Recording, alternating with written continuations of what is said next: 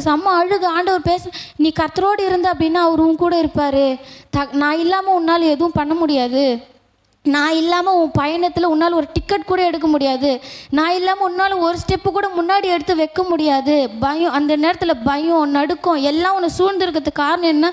உன் கூட அப்பா இல்லை. இப்போ என் கூட எங்கள் அப்பா எங்கள் அம்மா வந்திருந்தாங்கன்னா பேக் அவங்க வாங்கியிருப்பாங்க, அவங்க போய் டிக்கெட் கவுண்டர் தேடி இருப்பாங்க, நான் ஜாலியாக வந்திருக்கலாம். ஆனால் ஆண்டவர் சொல்லுவோம், உன் கைகளை போருக்கும் உன் விரல்களை யுத்தத்துக்கும் படிப்பிக்கிற தேவன். நம்மளுடைய பயணத்தில், நம்முடைய வாழ்க்கை பயணத்தில் கூட அப்பா இருக்கணும், அப்பாவோடு நடக்கணும். ஏசப்பா இல்லாமல் நம்ம பிதாவை தரிசிக்க முடியாது. அவர் இல்லாமல் நம்மளால் என்ன பண்ண முடியும்? அவர் நம்ம பார்க்கறதுக்கு முன்னாடி அவர் நம்மளை பார்த்தார். ஒரு தடவை போய் அவருடைய கண்களை நம்ம பார்க்க வேணாவா? அந்த மத்திய ஆகாயத்தில் எத்தனையோ பேர் மறுரூபமாக்கி மேலே வருவாங்க.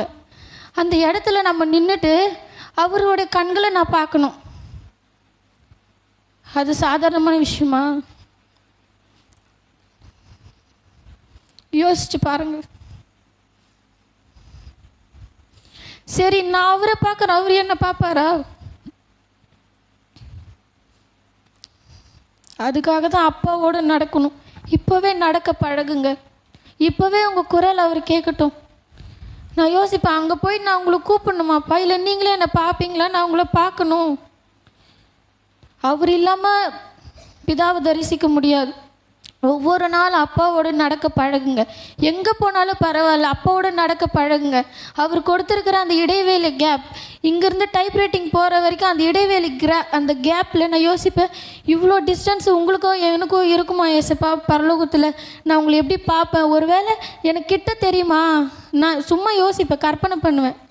அந்த மகிமையின் சரீரம் எப்படி இருக்கும்னு தெரியாது. நான் யோசிப்பேன், இங்கேருந்து எங்கள் வீடு எனக்கு தெரியல, ஆனால் நான் இங்கேருந்து அவ்வளோ, ஏன்னா மனவாட்டிங்க எல்லாரும் நம்ம மறுரூபமாகி போக போகிறோம்ல, அந்த நடு ஆகாயத்தில் இருந்தால் நம்மளை கரம் பிடிச்சு கூட்டிகிட்டு போக போகிறார்.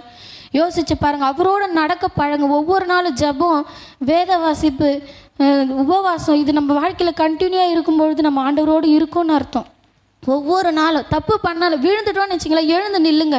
ஆண்டவரே, நீங்கள் எங்களோடு இருக்கிறீங்க, என்னை விட்டு மட்டும் போகாதீங்க. தான் தாவீது சொல்லுவார், உங்களுடைய ஆவியை என்னிடத்துல எடுத்துக்கொள்ளாதீங்க.